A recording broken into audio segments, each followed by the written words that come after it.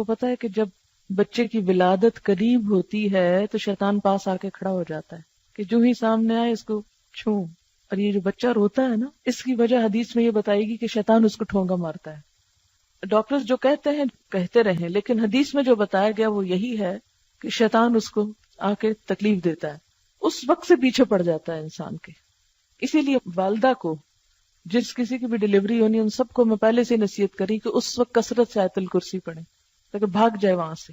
اگر آپ اس حالت میں کنڈیشن میں نہ ہو پڑھنے کی تو جو آپ کے پاس کھڑے ان کو کہیں کہ پڑھیں.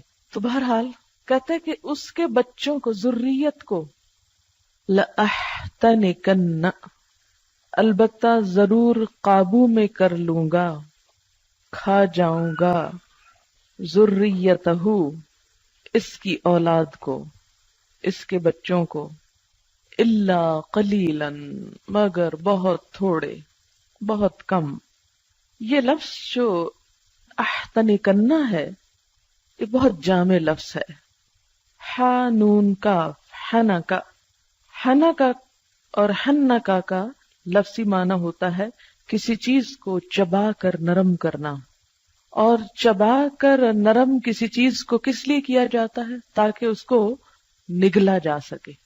کسی سخت چیز کو آپ نگل نہیں سکتے، تو پہلے آپ اس کو کیا کرتے ہیں؟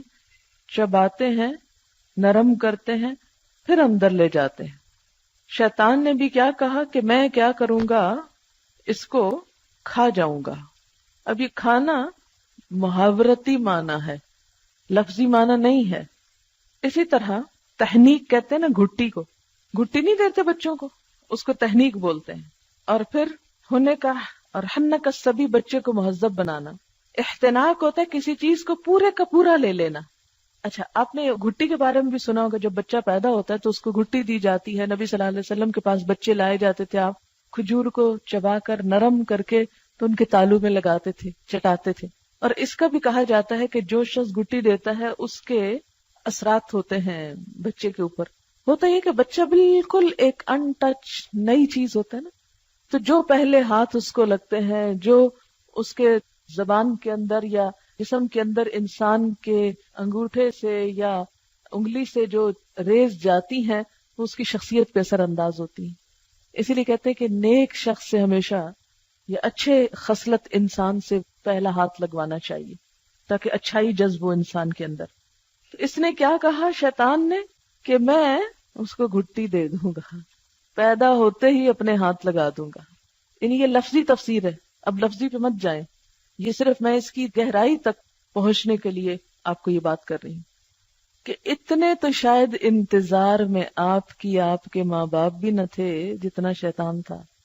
آپ کے ماں باپ نے کوئی پلاننگ نہیں کی ہوگی کہ بچہ آئے گا پہلے اس کے ساتھ کیا کریں گے ہم. کوئی نہیں سوچ کے رکھتا.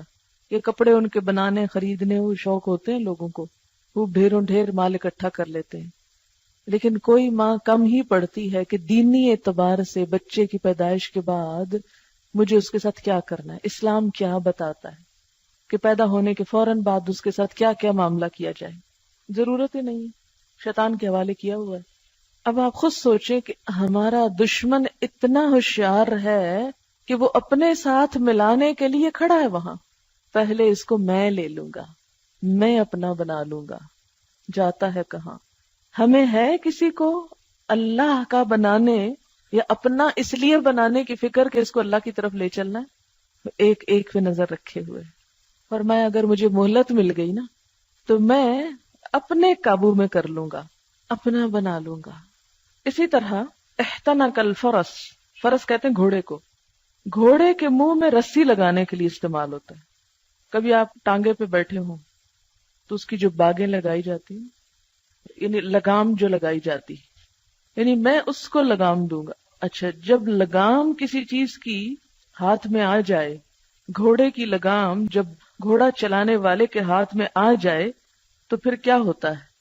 وہ اس کو پوری طرح اپنے قابو میں کر لیتا ہے، پوری طرح اپنے قبضے میں کر لیتا ہے. جدھر چاہتا ہے اس کو موڑتا ہے، جدھر چاہتا ہے اسے جانے سے روک لیتا ہے. تو کہتے ہیں کہ میں اس کی اولاد کو لگام لگا لوں گا.